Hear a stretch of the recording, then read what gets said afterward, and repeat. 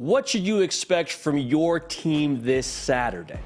You might as well turn on a rerun of College Game Day or Big Noon Kickoff. However you get ready for your college football Saturday in the fall, ready and rowdy in the fall, you might as well get to doing that this coming Saturday because we have a ton of spring football games. We're going to break down a lot of them. Texas is having one. We're going to break that one down. We have Tennessee that's got one, the orange and white game, not too far from us in Knoxville, about to go down. Georgia, they got their G-Day this Saturday, a heated quarterback battle going on there. We're going to preview those, tell you what we're watching, tell you what we got to keep an eye on.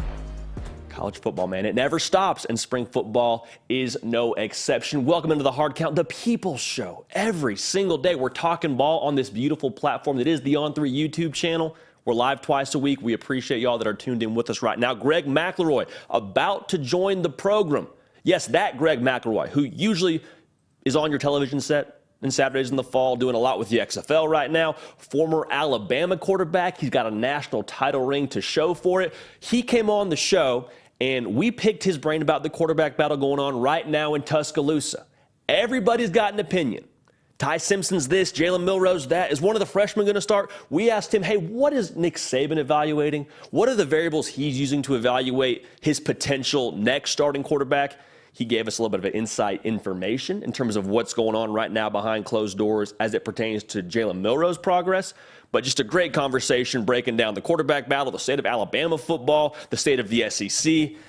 Greg dropped some knowledge on us, so make sure you're tuned in for that conversation. But we waste no more time. We can't waste any more time. Like I said, spring football games are on and popping, and there is a very big game, even though it's a scrimmage, even though it's a glorified practice, a very big game set to go down in Austin, Texas. So what are we watching for the spring game? I'll start with this. Make sure you don't fall victim to the hype train. Like, no one's winning the Heisman Trophy during spring football, no spring Heismans, but still, even though you're not making absolutes, you just take a temperature of what's going on within your team. And for Texas, everybody is watching this quarterback room. We're going to talk about Arch Manning here in just a second, but I want to talk about Quinn Ewers. What kind of Quinn Ewers do we see this coming Saturday? Because everybody around that program's been talking about, hey, Quinn Ewers, man, he's in a different mode. He has elevated his game immensely. It's a different Quinn Ewers out there. From his game to chopping off the mullet, it sounds like it's a different number 3 out there. So the reason why this is so important is because Quinn Ewers has a lot of potential. And potential is what you could be. Like, what Quinn Ewers could be is one of the best quarterbacks in college football. That's what he was billed coming out of high school. Even though he left a year early, he was still one of the top guys in his cycle. And he's got a ton of potential.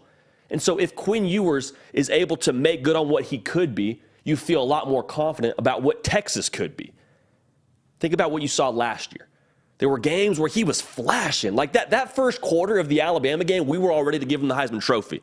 We were ready to let him park anywhere and everywhere on the 40 acres. He wants to parallel park in the Dean's spot. That's fine. Quinn Ewers, do what you want, brother. But then we also saw games against Oklahoma State where he throws 30 incompletions.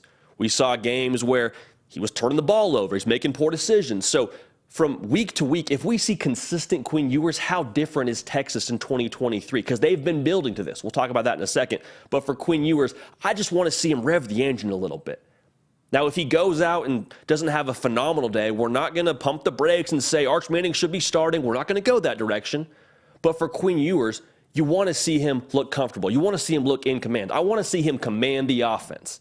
And I say it a lot on here when it comes to grading quarterbacks during the spring. I want to see him lead some scoring drives, man.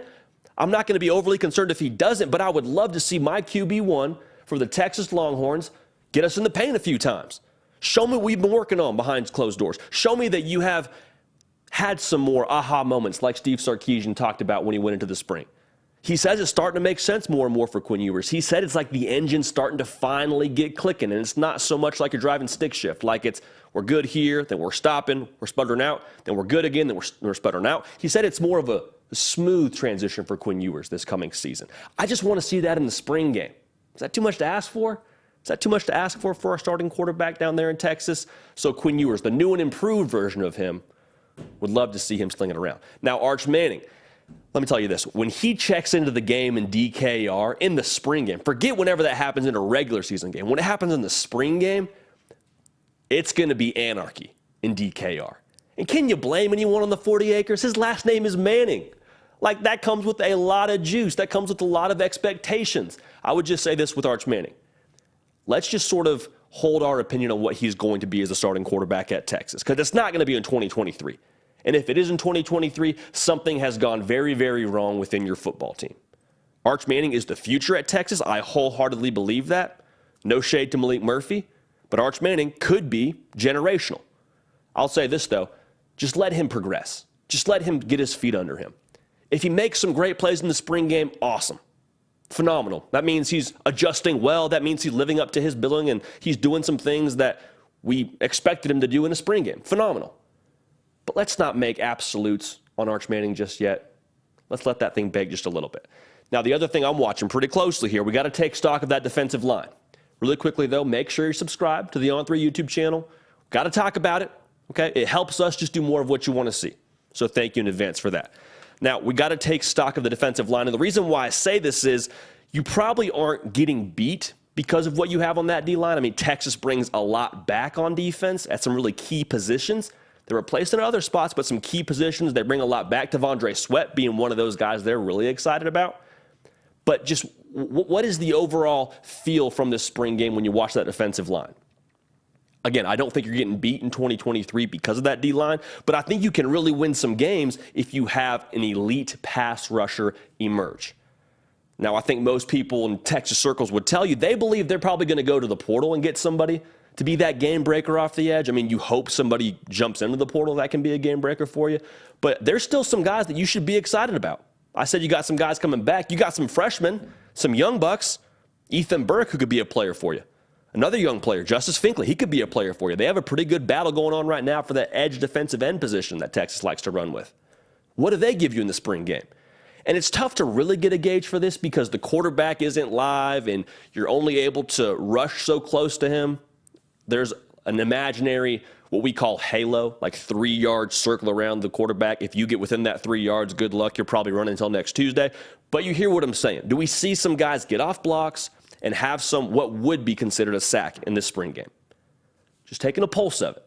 Because you got some things on the defensive line to be excited about. But if you get a pass rusher, now we're talking.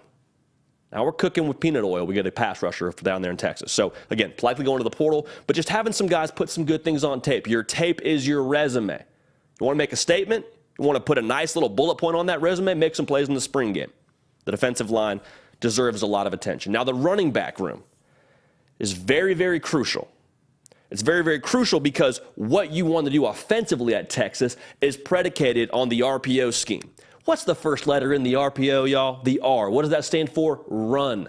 You have to be able to run the football to effectively execute Steve Sarkisian's offense. You remember the bowl game?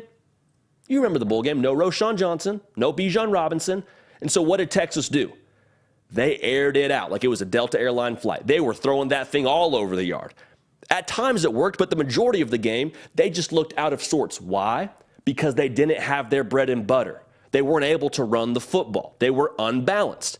And as good a quarterback as I think Quinn Ewers can be, you still don't have what you need at the running back position to execute effectively in that bowl game, and that's why you saw what you saw.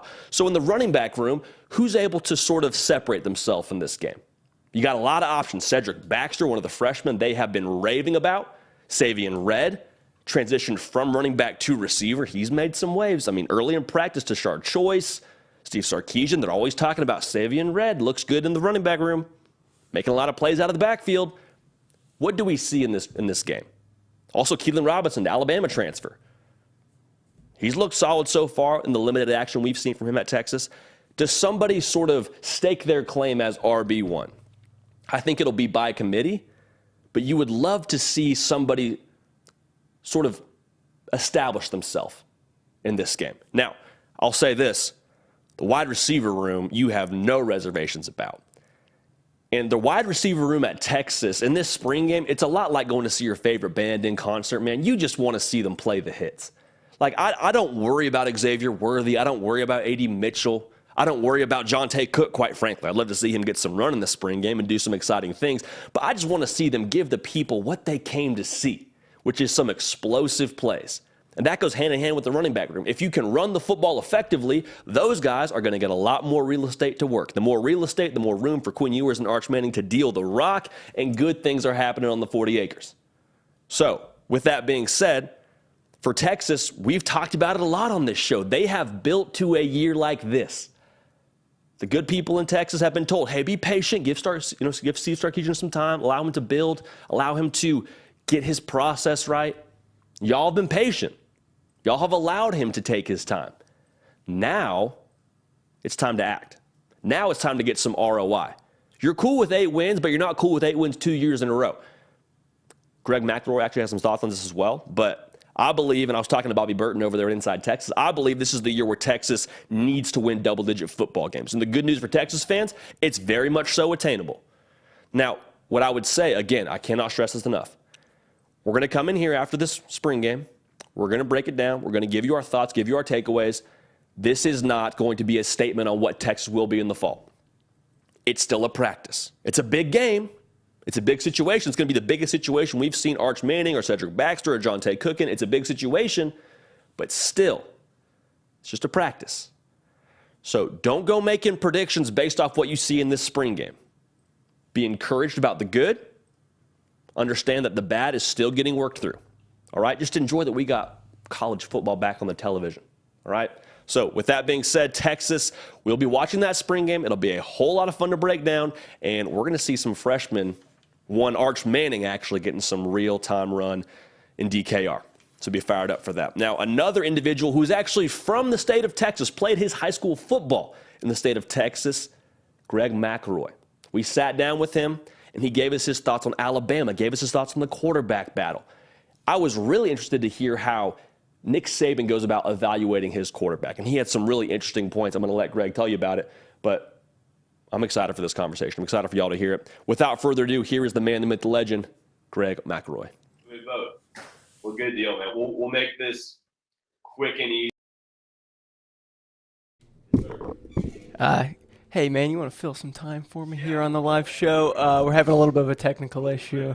Yeah, so just tell the people about Greg McElroy a little bit. All right, well, you know what? Let's move on here. Let's talk about this. Let's talk about Kliff Kingsbury. Okay, that sounds good.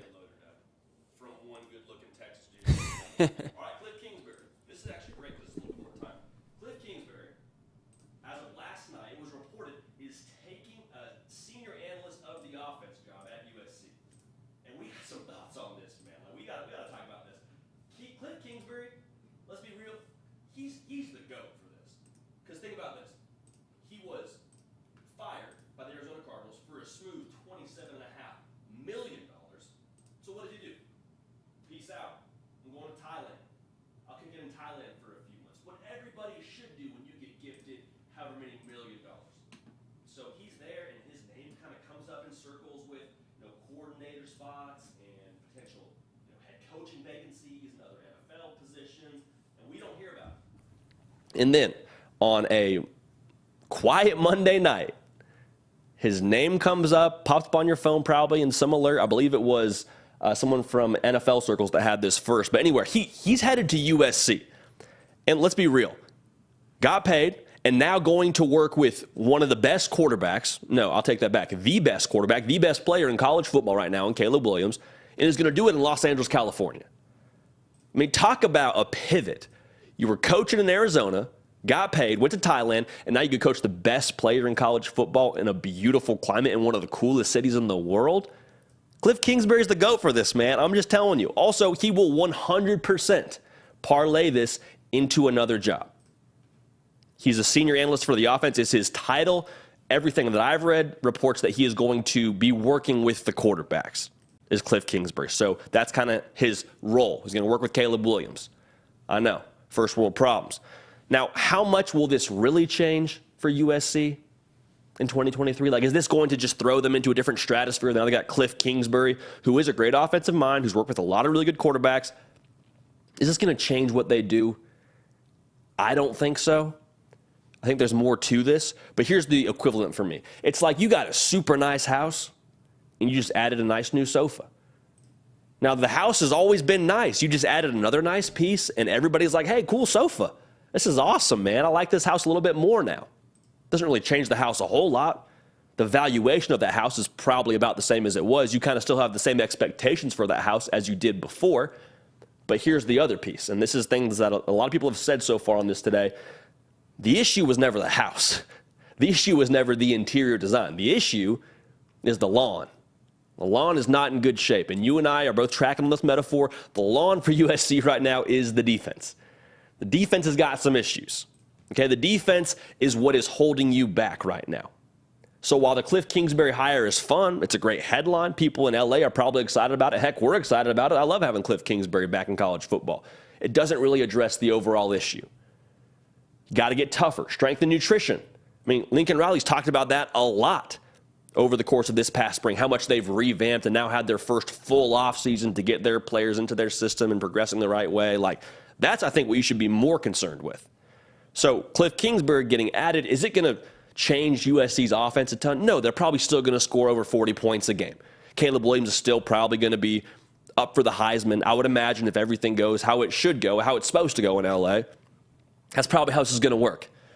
Does Kliff Kingsbury change the overall future for USC?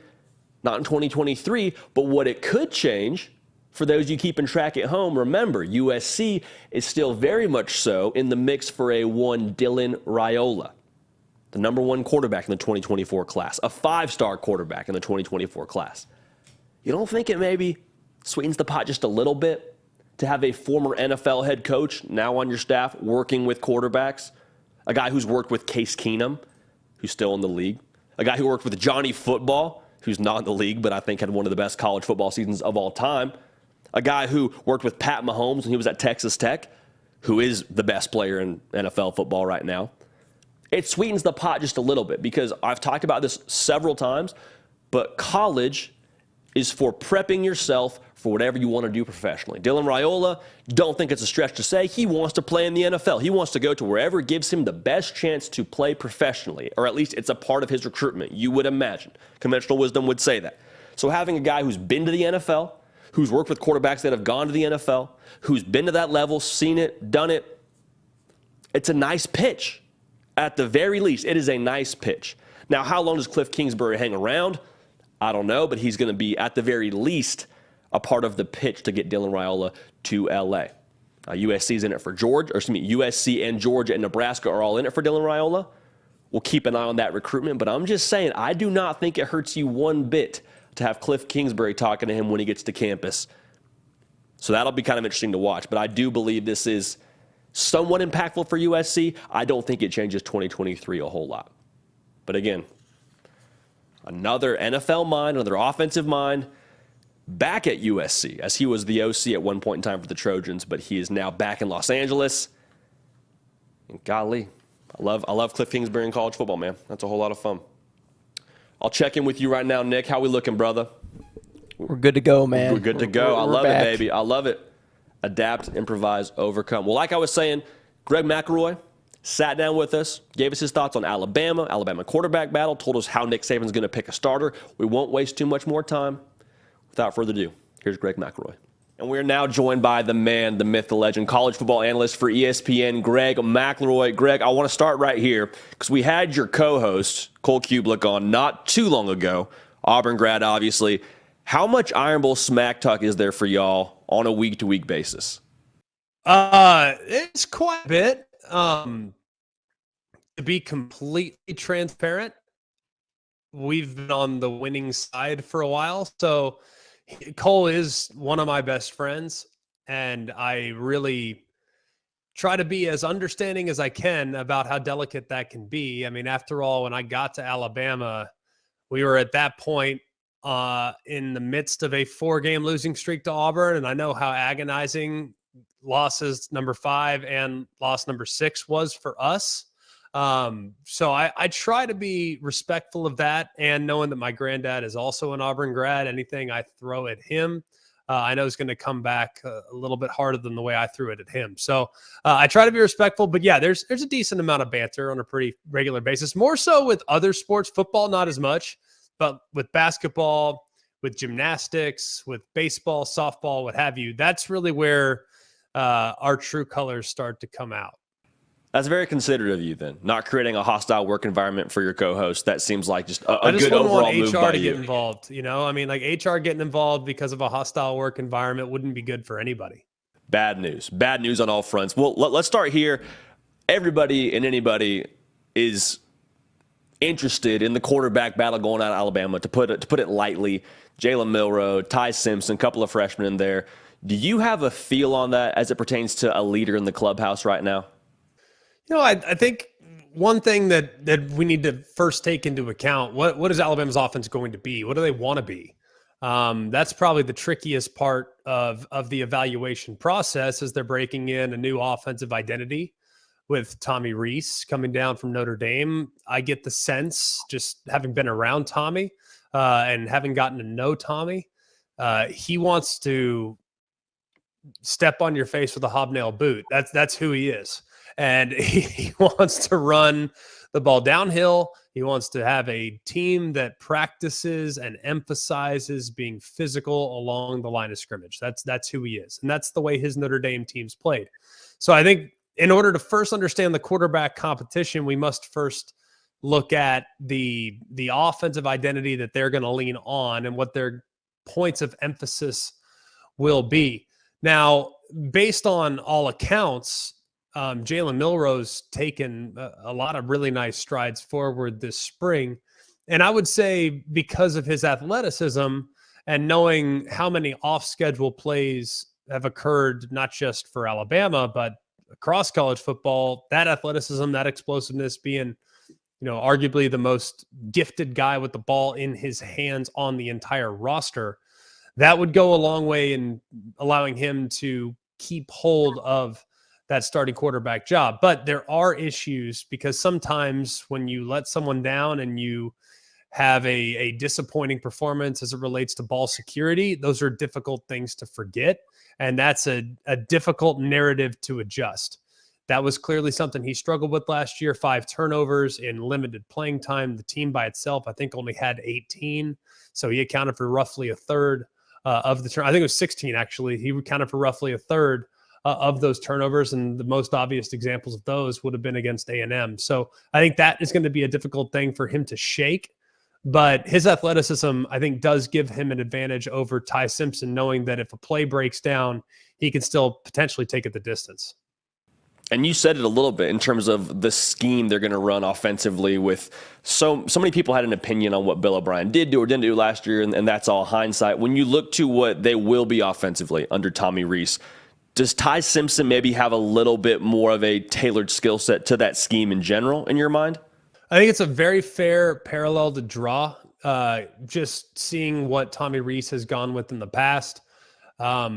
Obviously last year with Drew Pine, but it's important to recall that Drew Pine was not the starter coming out of fall camp. That designation went to Tyler Buckner, who is more like Jalen Milroe than he is Drew Pine.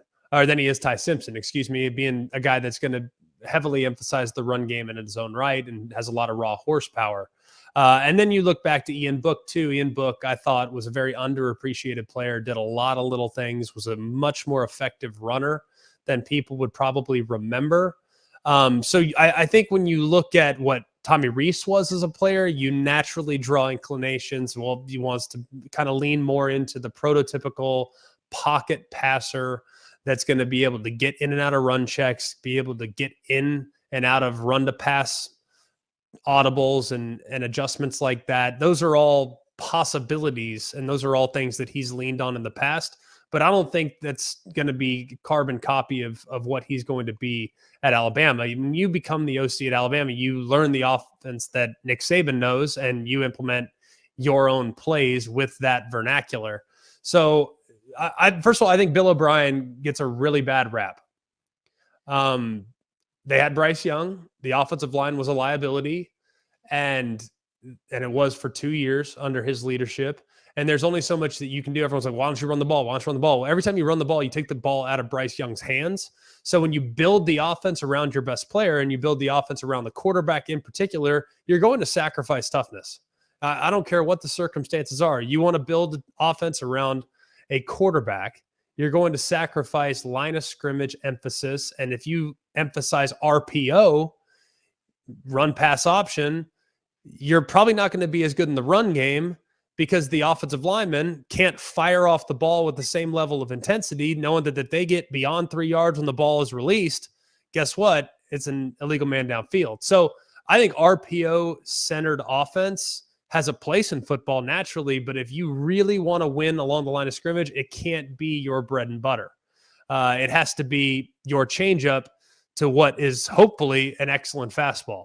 And I think they went really in the RPO direction under Tua Tagovailoa. They went back to a little bit more prototypical hard play action run game with Mac Jones and standard drop back with Mac Jones. And they went obviously standard drop back with Bryce Young, but with the offensive line breaking down the way they did at times over the last couple of years, it kind of took away from what he could do all the time. So I think Bill O'Brien gets a little bit of a bad rap. I think he was an excellent play caller, but I do think the offense took a couple steps back in areas where they had traditionally been great. And that's why I think most Bama fans were frustrated with his tenure. Greg, you played quarterback for Nick Saban. Also got a national championship under Nick Saban, so you know a thing or two about playing quarterback for the GOAT. What are some of the key factors he's evaluating these guys during spring practice and into fall camp to be the starting quarterback at Bama? Well, he really focuses a lot on a physical skill set is obvious, right? You got to be able to throw it accurately. You got to be able to throw it with enough velocity to make all the throws and to put stress into the defense in every square inch of the field. So those are non-starters. If you can't do that, you got no shot. I mean, it's not even, don't choose Alabama. It's just not, it's not going to happen. So same reason why, he's not going to recruit a 5'8" corner that runs 4'8". It's just you have to have a certain skill set to play there. So that goes without saying. The next part is decision-making. You have to understand where you fit within the scheme. You have to understand what you can do and can't do, because anytime you put the defense in a short field situation, that's obviously going to be a problem. And even more so of a problem because your head coach is cut from a defensive cloth. The other thing that I think, evaluates probably as well as anybody is the gravitational force that is the quarterback position. And you have to have a specific personality to play for him. He's going to be tough on you. There's no denying that. That's a good thing. I mean, some guys welcome it. Some guys shy away from it. I, for one, and I think pretty much everyone that's played for him welcomes the wrath that comes when you walk to the sideline after making a bad play. You just have to. You know it's coming. It is what it is. But also at the same time, he evaluates as well as anybody, because if you think back over the course of his tenure, how many times has he made the wrong decision? At quarterback specifically. You could say, well, 17, he should have started Tua over Jalen. He had won, 30 games as a starter, or 28 games as a starter, 26 games as a starter, up until that 2017 national championship game when he was pulled at halftime. He hasn't made mistakes at the position. I mean, he's done a pretty good job and ultimately has gone with the right guy each and every year, dating all the way back to 2007 when he got to Tuscaloosa. So I think he recognizes who is the guy that the players are playing for. Who is the guy that the offensive line is going to block just a little bit longer for? Who's the guy that after he comes out of the game or after he gets through with his 6 practice reps that he's going to run in a row, who's the guy that the wide receivers are gravitating towards to have conversations with? He always describes it as, I want someone to win the team. And when the guy wins the team, then the decision is made, because the players are going to follow the best player, but they're also going to follow the best leader. And that becomes evident as you get through the thousands of reps that you will in both spring, summer, and in fall camp. And you were a part of the team that ended up, dropping one to Utah and then coming back the next year and winning a national title. And it feels like every so often the national media wants to say the game's passed Saban by, or, maybe he doesn't still have the juice anymore. And then right when that happens, he ends up winning a national title the next season. In your estimation, what's going on right now internally after Alabama is supposedly falling apart after losing 2 games by 1 point? Well, I think externally people are saying, well, Alabama's not what they've been, because a lot of people are focusing on, well, they only lost a couple games by a very thin margin, but they only won a couple games by a very thin margin as well. So people are looking at it on both sides of the coin, which I think is fair and understandable. But I would say, man, if you bet against them and if you doubt Nick Saban's process, I think you need to be prepared to eat crow. I mean, I will always feel that way. Maybe that's blind loyalty. Maybe that's just a trust in the program. But I've seen guys come and go, players come and go, coaches come and go, coordinators come and go, and the expectation and the standard remains the same.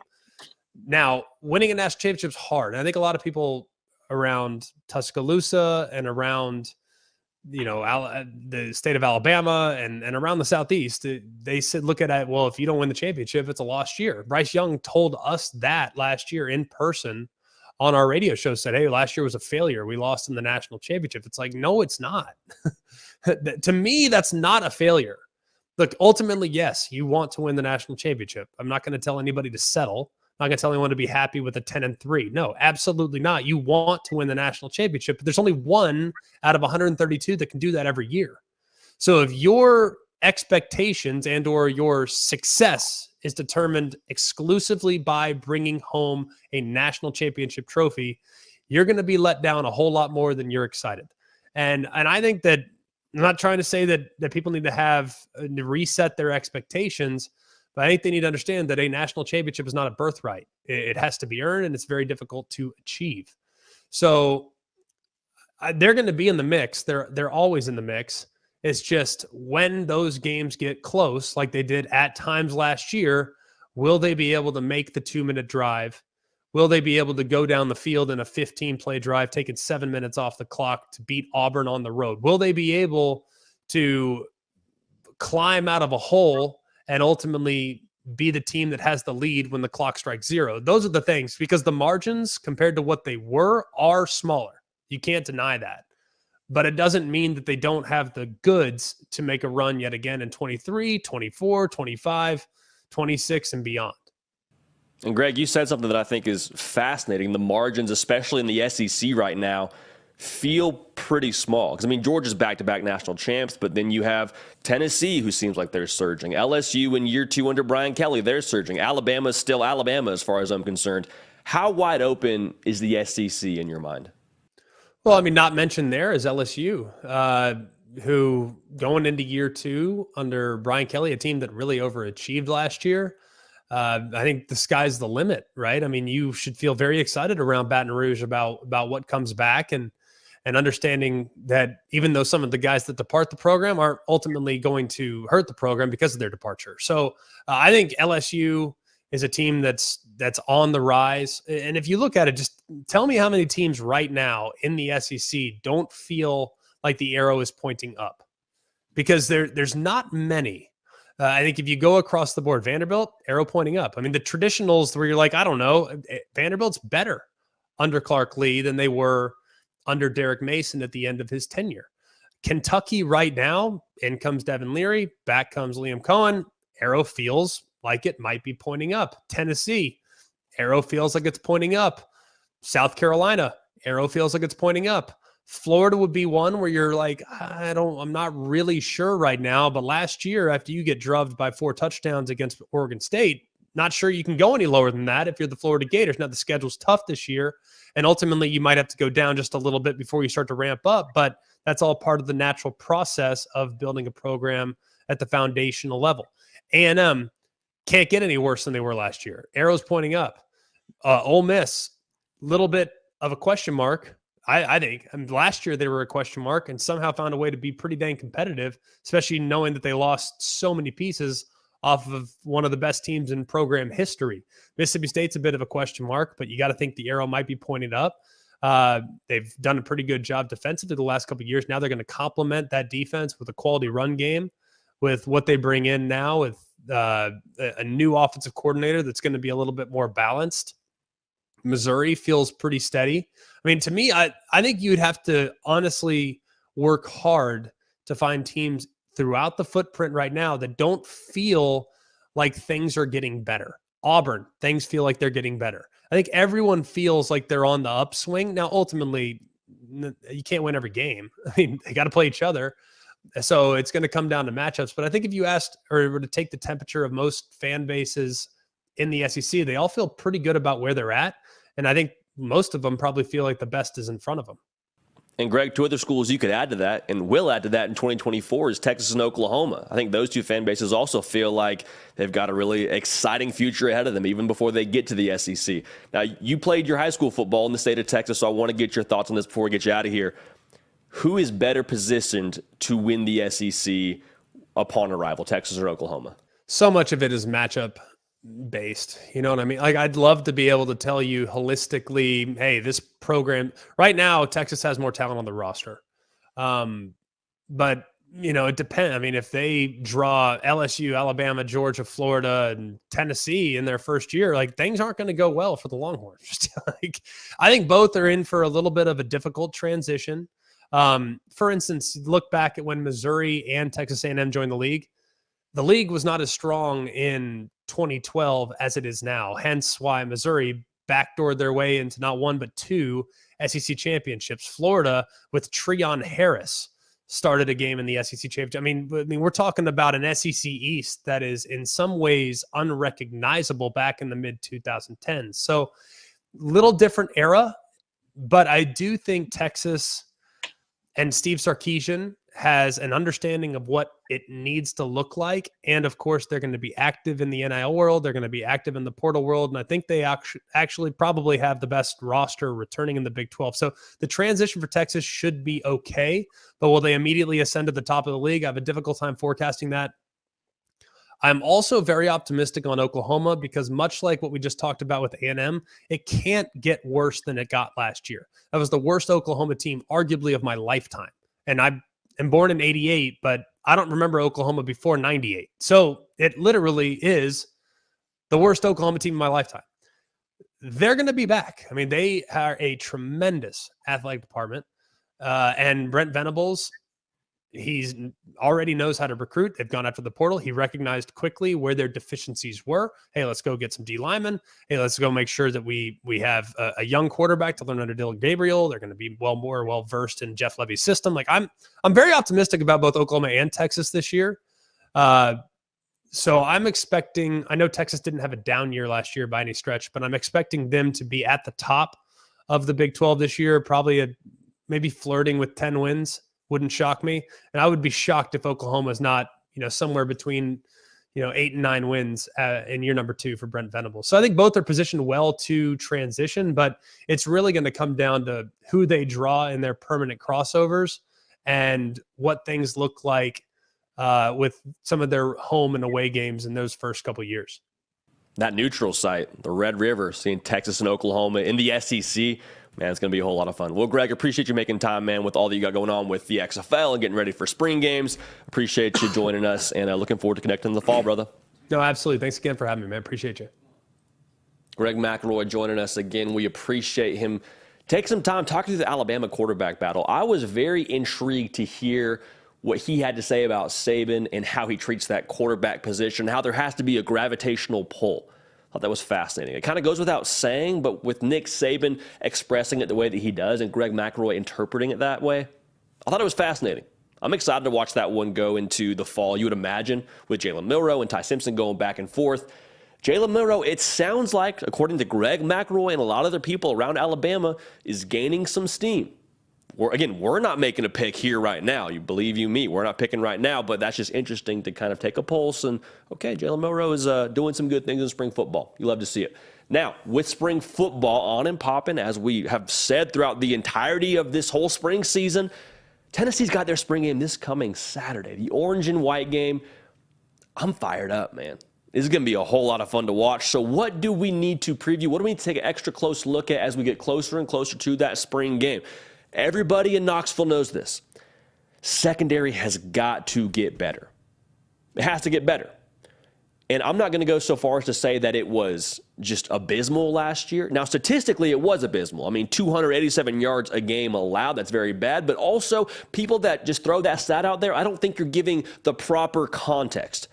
Tennessee's offense runs a whole lot of plays. And so by nature of the offense scoring so much, you allow a lot more drives for the opposing offense. Okay, so with that out of the way, what I want to see from the secondary in the spring game, I want to see them trade punches with the Tennessee offense, which sounds sort of simplistic, but think about it this way. This might be the best offense that the Tennessee secondary will play all year long. That's not to say anything of Georgia, not to say anything of Alabama, but for Tennessee secondary, they're playing against a Ferrari of an offense that goes fast and throws the football downfield a lot. I just want to see them swing back a few times. I don't need to have them just play lockdown the whole day because, Tennessee's offense is probably going to get theirs if we're being real. Squirrel White probably going to get his. We'll talk more about that receiver room here in just a second. I want to see them make some plays on the football. I want to see them, heck, maybe even get an interception on the young quarterback Nico Iamaleava. Make some plays in this spring game. And it sounds sort of general, but what that would do for your defense just as a player when you make some plays in an 11-on-11 setting, that's not a drill. That's not one-on-ones. It is real deal football. And so to have that in your back pocket where you can look back at the tape and say, yeah, I can hang, that does something for your confidence, man. It does something to have a little bit of extra pep in your step, to have some swag. And in this game, y'all, self-belief, confidence, swag, that is everything. You have to believe in yourself to be able to be effective. Now, I'm not saying the Tennessee secondary doesn't believe in themselves, but I'm saying make some plays in the spring football game, it ain't hurt. It ain't hurt nothing if you make some plays in the spring football game. So keep an eye on that. Trading punches for this secondary, I think it's important overall. Now, make sure you're locked in. Make sure you're subscribed right here on the On3 YouTube channel. We talk ball every single day. Tennessee fans, when this game concludes, I promise you, we will have our thoughts for you on the back end. So make sure you're locked in right there. Now, when it comes to the wide receiver room, I don't have any concerns, but the fact remains there is some production that was left behind by Jalen Hyatt and Cedric Tillman that needs to be accounted for. How much production, you ask? Well, 18 touchdowns, over 100 receptions, over 1,500 yards. You get the gist. Somebody's got to step up and be an alpha dog. I'm not worried about who it's going to be. I'm just worried about what they look like during the spring game. You got Brew McCoy, Jalen Hyatt, Ramel Keaton, Squirrel White, also Deontay Thornton, transfer from Oregon, a guy they're pretty excited about. Big catch radius, moves pretty well. Really flashed at the end of the year last year for the Ducks. Like, there's some guys now in this room that can make some plays for you. So whether they have 100 yards receiving and a couple touchdowns, like, that'd be nice, right? It'd be a good look. But overall, just what kind of formations are they running in? What kind of groupings are we seeing these guys out there? Do we see Squirrel White on the outside as well as in the slot? Where's Ramel Keaton lining up? How are we lining these guys up? I want to see that because this Tennessee offense, it's like NASCAR. It goes fast. You have a lot of tire changes.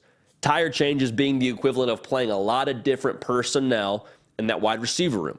When you go so fast and you run so many routes, you get tired. Like, that's just human nature. You're going to get tired when you run as many plays as Tennessee does. So depth at this position is extremely important. We know Brew McCoy can go. We know Squirrel White can go. We've seen Ramel Keaton do it. What do they look like in the spring game? Just taking a pulse, taking a temperature. What do they look like in the spring game, and in what variation are they running? Now, here's the thing that is probably going to get the most of the attention during the orange and white game, and deservedly so. How should we assess this quarterback room? I got some thoughts for you here because Joe Milton absolutely balled out in the Orange Bowl. Think about it this way. Whenever he has his first overthrow of the day, if he has one, everybody and their mother is going to say, well, there it is. Old Joe Milton is back. We knew that was coming. Hey, Joe Milton is not accurate. That narrative is going to run for miles outside of Knoxville. The word of caution. Do not let whatever he does in this spring football game, in practice 15, I should say, don't let that make you forget what he did in the Orange Bowl. Let me remind you, in the Orange Bowl, he went 19 for 28, 68% completion percentage. Translation, he was accurate, 3 touchdowns, no picks, 251 yards. Joe Milton can play the position. And if he can't play the position, we're not going to find out in the spring football game.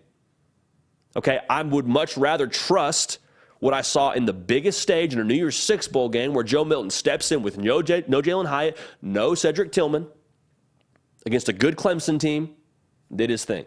Trust that sample size. Don't put too much weight into the spring game. Be excited about the spring game when he makes some good plays. Applaud that. Be encouraged by that. But you're not finding out anything new about Joe Milton from practice 15. Joe Milton is tried and true. Been through the fires and the flames of adversity, been benched twice. He's built for this now. He has earned his shot at this thing. So just take the good with Joe Milton. If you see some bad, let's not get up in arms. Now, the guy who's going to get a ton of attention this spring game is Nico Iamaleava. Iamaleava, how about that? Our first error of the day when it comes to that pronunciation. He's really young, really talented, really raw. He's talented as all get out. He was the number one player for us here at On 3 in the entire 2023 cycle. Translation, he's going to be really good in Knoxville for a really long time. What I just said, he's young and very talented. Expect him to play like that in the spring game. He's going to make some throws that make your jaw drop and say, wow, how did he get it over there? How did he see that safety and fit it in between the corner? He's going to have some plays like that. To the same token, expect him to have some plays where you see his youth show. He's been on campus for like 15 minutes, dude. Give him a break. Let him develop. Let him get comfortable in the college life. Let him get comfortable in this offense. This will be the biggest spot that he has played in. Televised game. Nealon will be bumping, I bet. This is going to be a big spot for him. Allow him to make some mistakes and allow him to make some good throws. Just kind of take the good with the bad, what I always say. Now, if he balls out, if he does some really good things, let's say he has a better day than Joe Milton statistically. Let's say Nico throws for 3 touchdowns, has 2 incompletions, and he just steals the headlines in the spring game. Don't start this quarterback battle chatter. I'll say this right now. We won't do it on this show, even if Nico throws for 5 touchdowns and no incompletions. We will not start the whole, is there a QB controversy brewing in Knoxville? We're not going to do that here.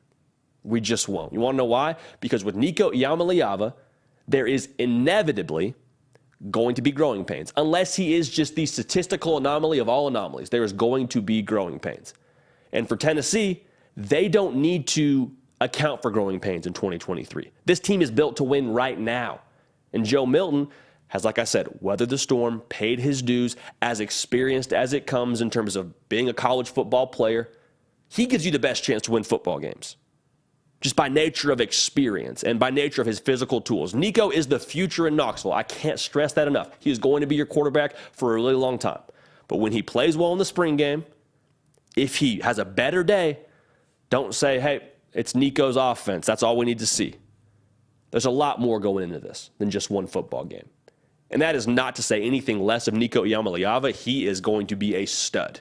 I fully believe that. But right now, it's Joe Milton time. You don't need to put up with the growing pains of a true freshman quarterback. You got someone that can win games for you right now. So the spring game is going to be a whole lot of fun in Knoxville. The orange and white game, I'm fired up, man. It's going to be a good time. We're going to watch that one and give you our thoughts like I just said. A lot to keep a pulse on with Tennessee as they're going to challenge, I believe, for the SEC. Now, who they got to knock off? The Georgia Bulldogs. Georgia is set to have their G-Day. This will be on ESPN 2. So everybody and their mother will be watching the Dogs. There is a lot to watch with this one, and anybody and everybody is watching this quarterback battle. Gunnar Stockton's going to factor in, but I really want to see Carson Beck versus Brock Vandagriff. The thing that I'm watching, what is the efficacy of what they do best? And what I mean by that is when we watch Carson Beck, what he does well, he wheels and deals like nobody else. He just can spray the football around the yard. We saw it firsthand at the national title game in garbage time. Dude can absolutely sling the rock. What's the conversation around his skill set versus Brock Vandagriff's, who's a really good athlete and can run the football really well and does a lot with his legs? Is it, man, Beck's arm, it just changes the way that we call this offense. Like, we can just do some things with Carson Beck at quarterback we can't do with Brock Vandagriff. I mean, he can stretch the field. He can throw the deep ball like nobody's business. Carson Beck and his arm talent is a difference maker for us at Georgia. Do we see that in the spring game? Or is it more of a, hey, both guys can throw the ball pretty well. There's no question. They are both capable passers. If you had to give an edge, you'd probably give it to Carson Beck throwing the football. But I'll tell you what, man, we do that zone read stuff. Even though even though Brock Vandagriff's non-contact, when we run those quarterback design runs, he gets out in space. That's just something that's too good to leave off the field, man. When 12 tucks it in runs, we are a different offense. Do we see a version of that in the spring game? It sounds like Brock Vandagriff, according to people at Georgia, is starting to turn the corner. David Pollack came on this very show and told us it is Carson Beck's job to lose. So he started more or less as the front runner. You would imagine as much based on the fact that he got the garbage reps against TCU. But I keep getting mixed up. Carson Beck is the front runner. Brock Vandergriff right behind him, starting to gain some ground. I think his legs could be the difference maker. How much they let him run in the spring game, we'll see. Keep an eye on how that offense looks. I keep saying this, who leads touchdown drives? I won't bore you with that again, but who leads touchdown drives? Something that we got to keep an eye on. Make sure you're locked right here. College football every single day. Make sure you're subscribed. Georgia fans, we're going to talk a lot about your dogs now.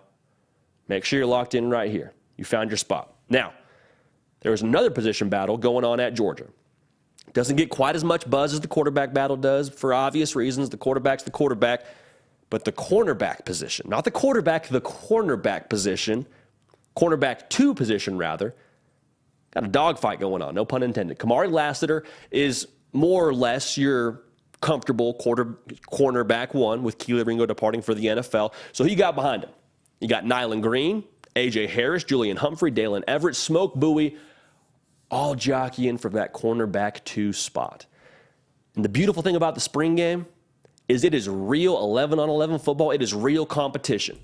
And I want to see somebody separate, because here's the thing about football and just competition in general when it comes to situations like these. This is the beautiful thing about it. Nothing gets misinterpreted. In practice, position drills, sometimes it's, that was a good rep there, but it would have gone differently in the game. In one-on-one battles, it's, in one-on-one reps with wide receiver versus corners during individual drills, it's, that could have been pass interference. I would have caught that if. The safety would have made the play if. In 11-on-11, man, it is black and white. Either you did or you did not. Like Yoda says, do or do not. There is no try. And in the spring game, we get to see that clear as day. There's no, yeah, but, there's no, what if, there's no, the safety could have. You did or you didn't, brother. Which one of these guys, which one of these 4-star guys that I just mentioned, because all 5 of them are 4 stars, which one of them put something on tape for their resume? Now, there's a growing consensus that Nyland Green is jockeying right now for those first-team reps. Sounds like he got some 1 reps at their previous scrimmage. So we like where he stands with that battle right now. But I'm telling you, a good spring game for this position group, put it on tape, man. Your tape is your resume when it comes to football.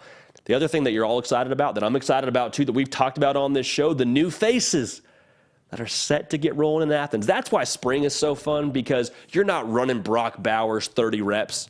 Like, we'll see Brock Bowers maybe for a series or 2. Cool, number 19 still that dude. Let's roll. I want to see Lawson Lucky get after it, man. Lawson Lucky, the freshman tight end, had 3 touchdowns in one of their previous scrimmages, one of these past Saturdays. Like, dude has just been getting after it and making a ton of plays. Kirby Smart said he's still got some ways to go, but he's bought in. He's going to be a good player for us, if I'm reading between the lines there. I know about Brock Bowers. I want to see about Lawson Lucky. I know about Smile Munden. I want to see about C.J. Allen. I want to see what he does on the football field. How does he read and react in a game-like scenario? One of the things that we loved about him here at On 3, his processing. He doesn't get too caught up with blocking schemes, and he doesn't have bad eyes, which is something you see sometimes with young linebackers that are really athletic. Smart football player. How does he read and react in 11-on-11? How does he react when he's got a pulling guard coming at him and he's between the hedges with a bunch of screaming fans at G-Day? How do you respond in this kind of situation? Because you and I both know this. Georgia has had the best players, yes, but even more than that, what if they had depth? Depth is what wins you national titles. Depth is the reason why Georgia has won the SEC title last year and then gone back-to-back the last 2 years for the Natty. That's the difference maker. Because who made a big-time sack in the college football playoff? Freshman Mykel Williams coming off the edge, taking C.J. Stroud to school. That's the difference maker. Because Brock Bowers is going to get you there. One of these quarterbacks, they're going to get you there. They're going to get you in the door. They're going to put you in that top 5% of the college football landscape. But the depth, the new faces, I'm excited to see what they do. Now, selfishly, I'd love to see Arian Smith, the wide receiver, have kind of a light bulb moment in this spring game. He is a legend when it comes to Georgia football in terms of what he's done behind closed doors and how much potential he has in his track speed. If he could be the deep threat we need him to be in Athens, could be a good deal for Georgia. So that's the Georgia spring game. That's the G-Day on ESPN 2, no less. It's going to be a lot of fun to watch that. Now, hold up here. I got to take a quick cough break. All right, and we're good. Adapt, improvise, overcome.